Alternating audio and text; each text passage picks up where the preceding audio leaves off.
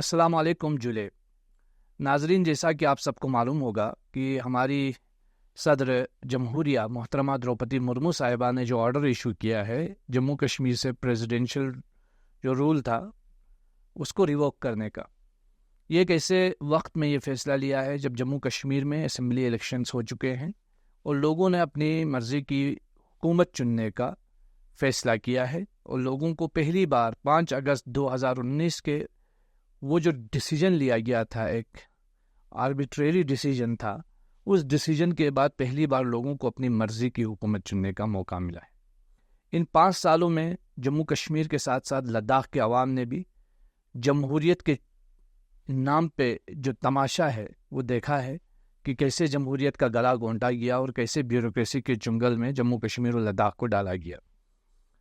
آج ایک عرصے بعد لداخ میں تو نہیں لیکن جموں کشمیر میں کم از کم اسمبلی الیکشنز ہوئے ہیں، حالانکہ یہ اسمبلی الیکشنز ایک ایسے وقت میں بھی ہوئے ہیں جب جموں کشمیر پوری طرح اسٹیٹ نہیں ہے۔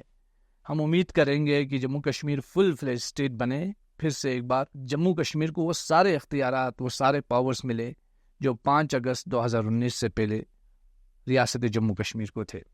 ساتھ ہی ہم یہ بھی امید کریں گے کہ لداخ کے لوگوں کو بھی ایک اسٹیٹ ملے، لداخ کو بھی لیجسلیچر ملے، لداخ کو بھی لیجسلیچر کے رائٹس ملے، اپنے ایم ایل ایز چننے کا رائٹ ملے، اپنی حکومت چننے کا ادھیکار انہیں ملے، کیونکہ جموں کشمیر کے ساتھ ساتھ لداخ میں بھی پچھلے 5 سال میں ہم نے جمہوریت اپنی آخری سانسیں لیتے ہوئی ہم نے دیکھی ہے، اور ہم نے جمہوریت کا یہ تماشا ابھی حال ہی میں دلی کے بارڈر پہ بھی دیکھا، جب لداخ کے لوگ پیسفلی دلی کی طرف جا رہے تھے تو انہیں ڈیٹین کیا گیا، 2 دن ڈیٹینشن میں رکھا گیا، ان کی آواز سننے تک کے لیے سرکار تیار نہیں تھی۔ اور بدقسمتی کا مقام ہے کہ 47 سے لے کر اب تک پہلی بار لداخ کے لوگ اپنے رائٹ ٹو ووٹ سے، ڈیموکریٹک رائٹ سے محروم رہے، اور لداخ کے لوگ اپنی حکومت چننے سے قاصر رہے۔ یہ بڑا بدقسمتی اور بڑا ایک انفارچونیٹ چیز ہے ہم سب کے لیے، کیونکہ پچھلے 5 سال میں ہم نے دیکھا کہ لداخ کے اندر جو بھی پالیسیز انٹروڈیوس کی گئی، چاہے لینڈ ڈیجیٹلائزیشن ہوا ہو، کس پروسیس کے ساتھ ہوا، وہاں لوکل سٹیک ہولڈرز کی کوئی بات سامنے نہیں رکھی گئی، کوئی ان کی حیثیت نہیں رہی، اپنی من مرضی کے مطابق پالیسیز کو زبردستی تھوپ دی گئی۔ جس طرح یوٹی زبردستی تھوپ دیا گیا، اسی طرح پالیسیز بھی زبردست تھوپی جا رہی ہیں۔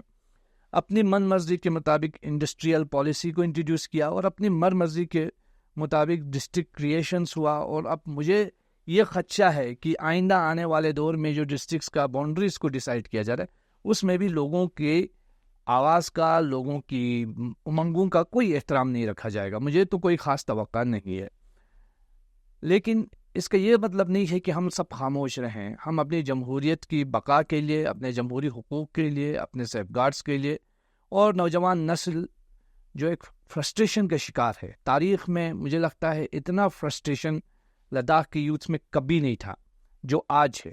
ہمیں جب جموں کشمیر سے الگ کیا گیا تھا تو یہ سرکار کا دعویٰ تھا کہ کشمیریوں نے ہمیشہ تم لوگوں کے ساتھ ناانصافی کی، ڈسکرمنیشن کیا، تم لوگوں کو ملازمتیں نہیں دی، تمہارے حقوق ختم کیے، اور اب ہم تم کو بچانے کے لیے مسیحا آئے ہیں۔ لیکن ان 5 سال میں جو عطاب لداخ کی عوام نے دیکھا، اور جو ہم اکثر سنتے بھی ہیں پورے لداخ کے عوام سے، وہ عطاب تاریخ میں لداخ کے عوام نے کبھی نہیں دیکھا۔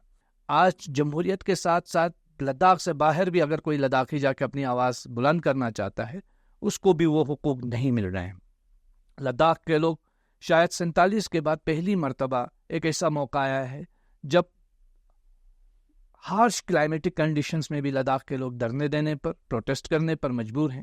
پچھلے 4 سال میں ہمیں مجبور کیا گیا کہ ہم صرف پروٹیسٹ کرتے رہیں، ہم صرف ایجیٹیٹ کرتے رہیں، جو کبھی ہم نہیں چاہتے تھے۔ لداخ بہت پیس لونگ ریجن ہے، لداخ کے لوگ پیسفلی رہنا چاہتے ہیں، لیکن سرکار ہمیں پیسفلی رہنا نہیں دینا چاہتی ہے۔ وہ سرکار یہ چاہتی ہے کہ لداخ کے لوگ ہمیشہ پروٹیسٹ کرتے رہے۔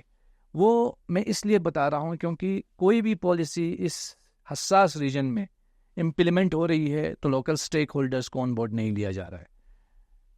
ہل کونسلز کا بزنس رول 4-5 سال ہوئے، یو ٹی ایڈمنسٹریشن، بھارت سرکار جو ہماری سینٹر کی سرکار ہے، فیل ہو گئی ہے کہ وہ بزنس رول کو انٹروڈیوس کر سکے۔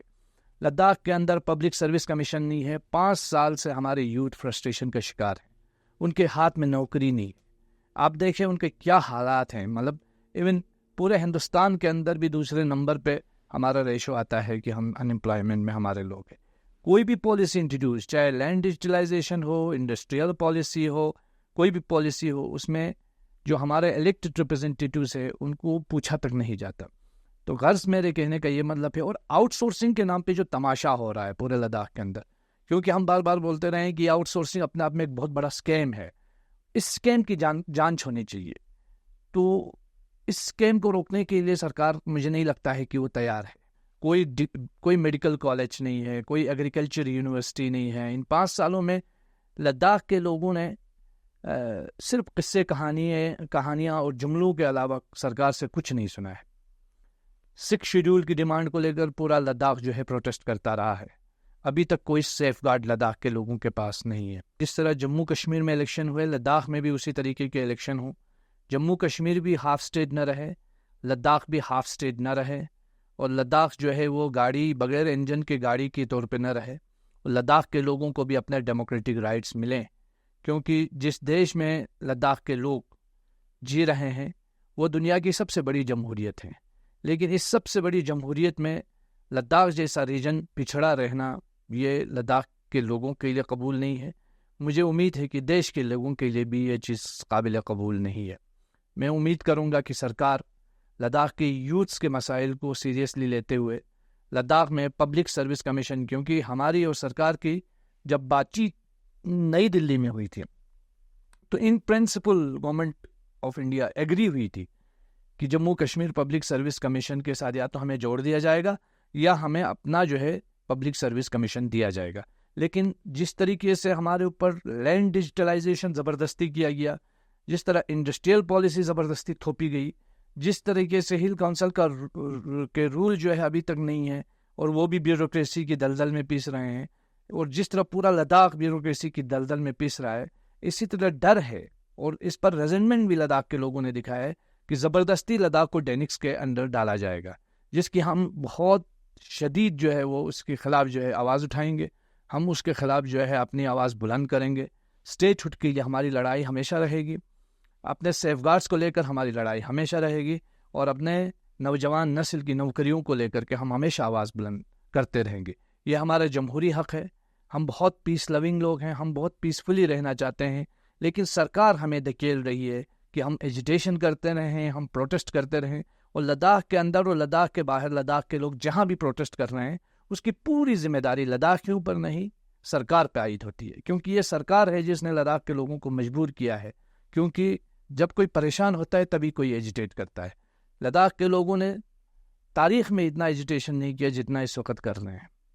تو میں امید کروں گا یہ جو آرٹیفیشل لائنز بنی ہے یہ ہمارے کلچرل ٹائز کو، ہمارے سینچریز اولڈ ریلیشن شپ کو کبھی ختم نہیں کر سکتے. مجھے امید ہے کہ جموں کشمیر اسمبلی میں بھی اگرچہ لداخ کا کوئی ریپرزنٹیٹو نہیں ہوگا لیکن لداخ کی آواز ضرور اٹھے گی. مجھے امید ہے کہ جموں کشمیر کے عوام اور پورے دیش کے عوام لداخ کے لوگوں کے رائٹس کے ساتھ کھڑے ہوں گے، اور سرکار بھی اپنی نیتی چینج کرے گی.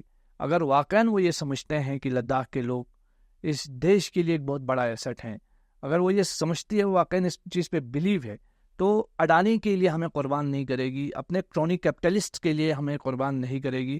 سرکار کی نظر صرف ہمارے ریسورس پر نہ ہو، وہ ہمارے لوگوں کو بھی امپاور کرنے کے بارے میں سوچے. اسی امید کے ساتھ میں اس ویڈیو کو یہاں پہ اختتام کروں گا کہ ڈیموکریسی جو ہے یہ ہمارے ملک کی روح ہے. ڈیموکریسی کے بغیر ہمارے ملک کی روح ختم ہو جائے گی اگر ہمارے ملک میں جمہوریت نہیں رہے گی. اور ہم چاہتے ہیں کہ دیش کا جو یہ کونا ہے لداخ سے لے کر کنیا کماری تک، اس پورے دیش میں جمہوریت ہو، اس پورے دیش میں فیڈرل سٹرکچر مضبوط ہو، اس پورے دیش میں لوگ امپاور ہوں. بہت بہت شکریہ. جے ہند.